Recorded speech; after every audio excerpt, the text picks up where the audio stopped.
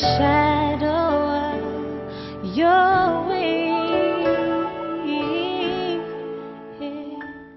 శుభవార్త ప్రార్థనా సమయం ప్రేక్షకులకు యేసుక్రీస్తు నామమున శుభములు తెలియజేయచ్చు ఉన్నాను. ఈ దినం కన్నీటి ప్రార్థన గురించి కొంత నేర్చుకుందాం. ఒక గ్రామంలో ఒక వృద్ధుడు ఉండేవాడట. అతనికి భార్య, బిడ్డలు, బంధువులు, స్నేహితులు ఎవరు కూడా లేరు.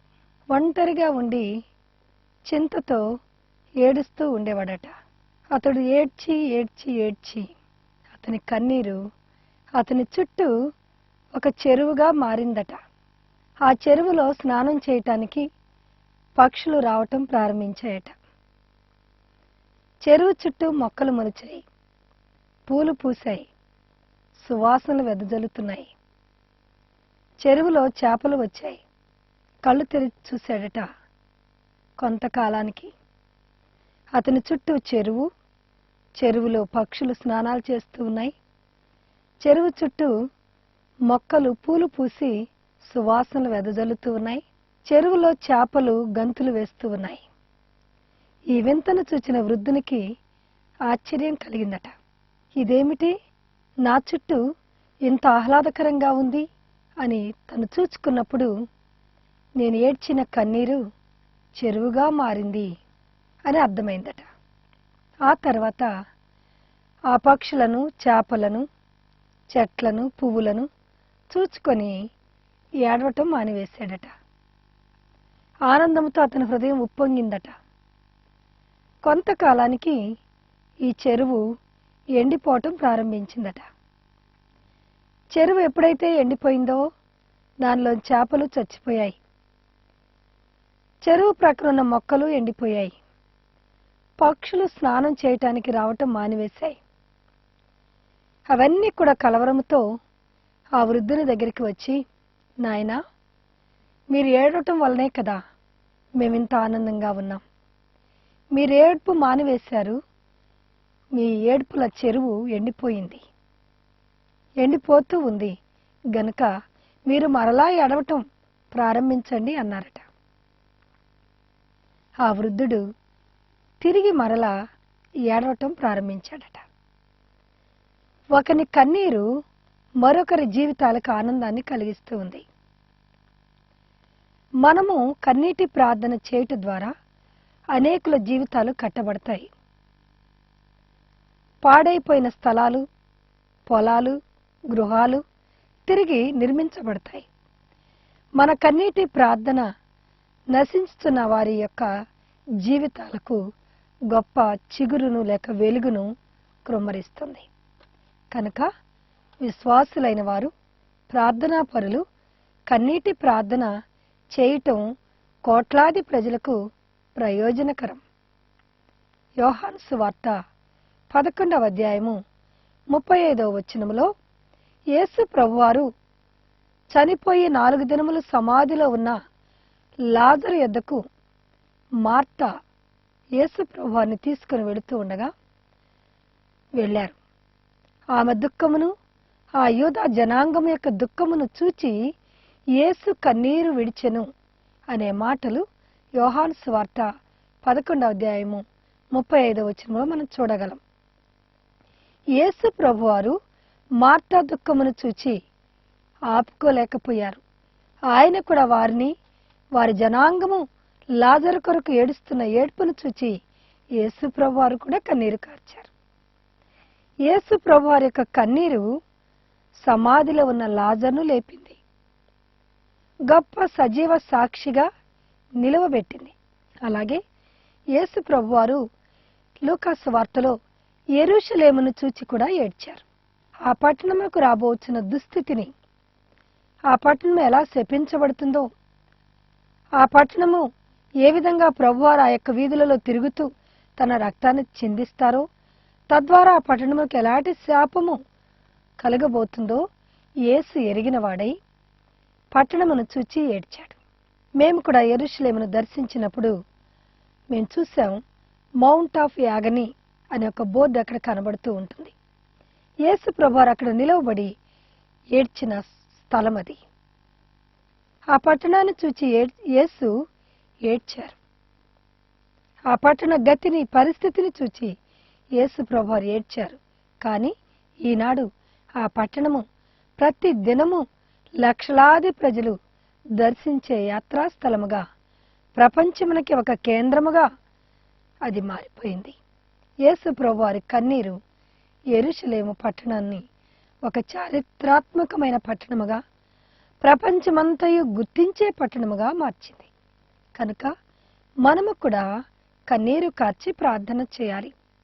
మగ్దలేనే మరియా యేసు ప్రభువారు 7 దెయ్యములు వెళ్ళగొట్టినప్పుడు ఆయనకు ఉపచారం చేసింది. మరి అనే ఒక పాపాత్మురాలైన స్త్రీ యేసయ్య పాదాలను, ఒక స్త్రీ అని అక్కడ వ్రాయబడి ఉంది, ఒక స్త్రీ యేసయ్య పాదాలను కన్నీటితో కడిగిందట. ఎంత కన్నీరు కారిస్తే పాదాలు కడగబడతాయండి? అంతగా తన పాపముల నిమిత్తము కన్నీరు కార్చి యేసయ్య పాదాలను కడుగుట చేత ఆ స్త్రీ పేరు నేటికి కోట్లాది ప్రజలు ప్రశంసించబడే రీతిలో వ్రాయబడింది. కనుక కన్నీరు అనేది ఎంత ప్రాముఖ్యమైనదో మనం ఇందాక చిన్న కథ వలన తెలుసుకున్నాం. ఒకని కన్నీరు పువ్వులను పూయించి చెరువులో చేపలు సజీవులుగా ఉండేటట్లు చేసి, ఒకని కన్నీరు పక్షులు స్నానాలు చేసేటట్లుగా చేసిన అతని కన్నీరు అనేక జీవులకు ఆహ్లాదాన్ని కలిగించినప్పుడు, మన కన్నీరు మన కుటుంబాన్ని, మన సంఘాన్ని, మన దేశాన్ని, మన రాష్ట్రాన్ని, మన ప్రపంచాన్ని మార్చివేయగలదు.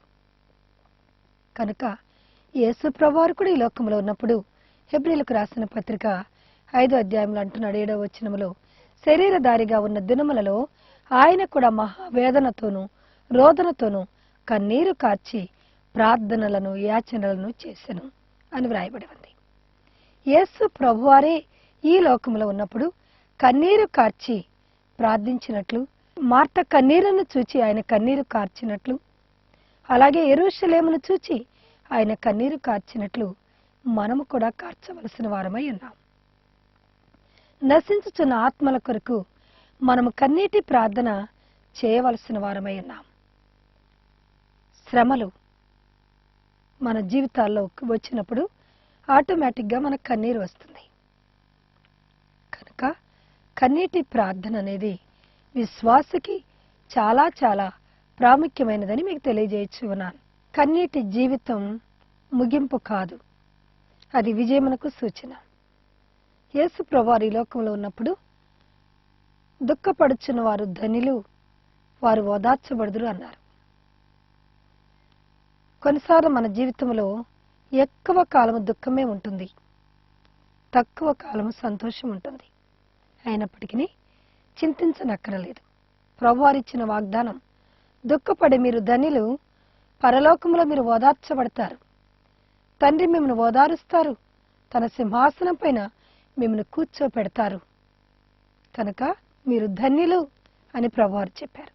అలాగే ప్రకటన గ్రంథం 21వ అధ్యాయము 4వ వచనములో, ఆయన వారి కన్నుల ప్రతి బాష్ప బిందువును తుడుచును, దుఃఖమైనను ఏడ్పైనను ఇక ఉండదు అని ప్రకటన గ్రంథంలో భక్తుడైన యోహాను గారు వ్రాశారు.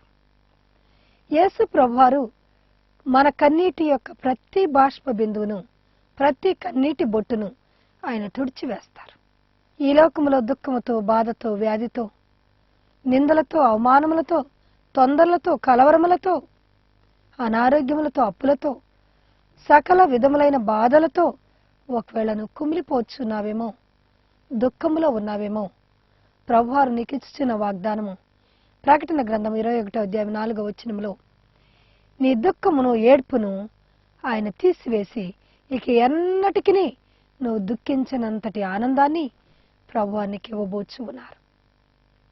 అయితే దేవుని బిడ్డ, నీవు యేసు వైపు చూడు, నీ కన్నీరు యేసుని చూచి కార్చు, యేసు పాదాల దగ్గర కూర్చొని కార్చు, ఆయన పాదాలను పట్టుకో,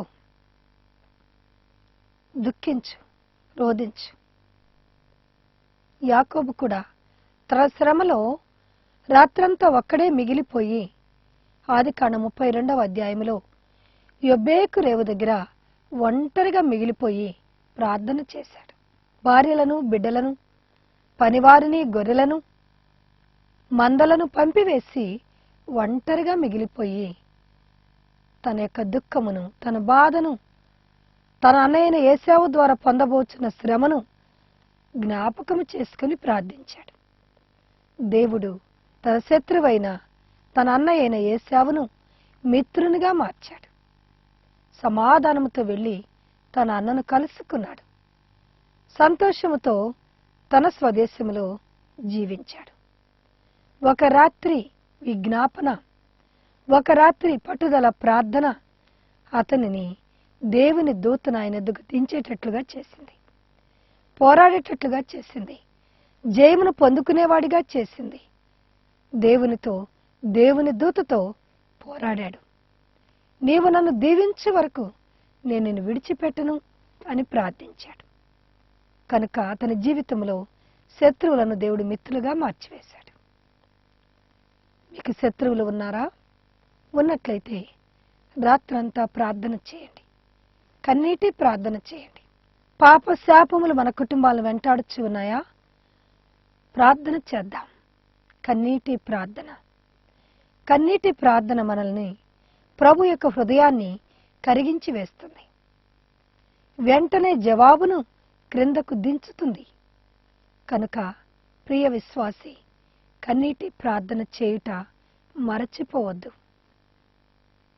నీవు మోకరించిన ప్రతి సమయంలో కొన్ని కన్నీటి బొట్లైనా నీ కొరకు, నీ కుటుంబం కొరకు నీవు కార్చగలిగితే నిజముగా నీవు, నీ కుటుంబం ఆశీర్వదించబడుతుంది. కన్నీటి ప్రార్థన చేసిన భక్తులు పాత నిబంధన, క్రొత్త నిబంధనలో ఎందరో ఉన్నారు.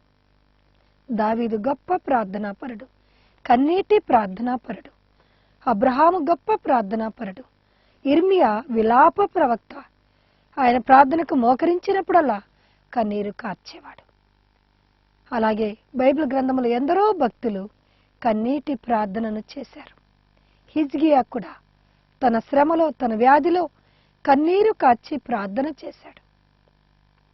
దేవుడు అతని ప్రార్థనను విని అతని యొక్క ఆయుష్ను 15 సంవత్సరములు పొడిగించినట్లు మనం చూస్తూ ఉన్నాం. మరియ కన్నీటి ప్రార్థన యేసు ప్రభువాన్ని పరలోకమునకు ఎక్కిపోకుండా కొంత టైము ఆపగలిగింది. మరియ సమాధి యొద్దకు పరిగెత్తింది. మగ్దలేని మరియ యేసు ప్రభువుని చూడాలని సుగంధ ద్రవ్యములను సిద్ధము చేసుకుని వెళ్ళింది. కానీ ఆ సమాధిలో యేసు లేడు. ఆమెకు నిరాశ మిగిలింది. నిరాశతో ఇంటికి తిరిగి వెళ్ళలేదు, కానీ అక్కడే నిలువబడి ఏడుస్తూ ఉంది, ఏడుస్తూ ఉంది, ఏడుస్తూ ఉంది. నా ప్రభువును ఎవరు ఎత్తుకొని పోయారో నాకు చూపిస్తే నా ప్రభువును నేను, ఆ శవమును నేను ఎత్తుకొని పోతాను అని కన్నీటితో సమాధి యొద్దే నిలబడి ఏడుస్తూ ఉంది. కన్నీటితో ఉన్న మరియను చూచి యేసు ప్రభువారే తను తాను ప్రత్యక్షపరుచుకున్నారు. అమ్మా, ఎందుకు ఏడ్చుచున్నావు? ఎవరిని వెతుకుచున్నావు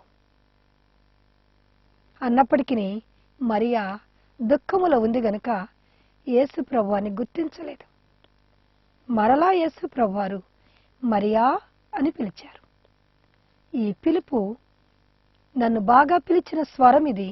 ఈ పిలుపు ఎప్పటి నుండో నేను వింటున్న పిలిపిది కనుక ఈయన ఖచ్చితంగా రబ్బూని అయి ఉంటాడు అని వెంటనే రబ్బూని అని పిలిచింది. ఆయన పాదాలను పట్టుకోబోయింది, ఆయనను హత్తుకోబోయింది. ప్రభువారు అంటున్నారమ్మా, నేను ఇంకా ఆకాశమునకు ఎక్కిపోలేదు కనుక నేనిప్పుడు మహిమ శరీరముతో ఉన్నాను గనుక నీవు నన్ను ముట్టవద్దు.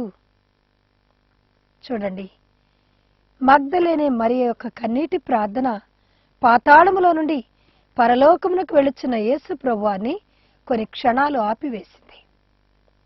ఆమె దుఃఖమును చూచి యేసు ప్రభువారు త్రోసిపుచ్చి వెళ్ళలేకపోయారు. తను తాను ప్రత్యక్షపరుచుకున్నారు, తనతో మాట్లాడారు. ఈ సువార్తను, ఈ పునరుద్ధాన వార్తను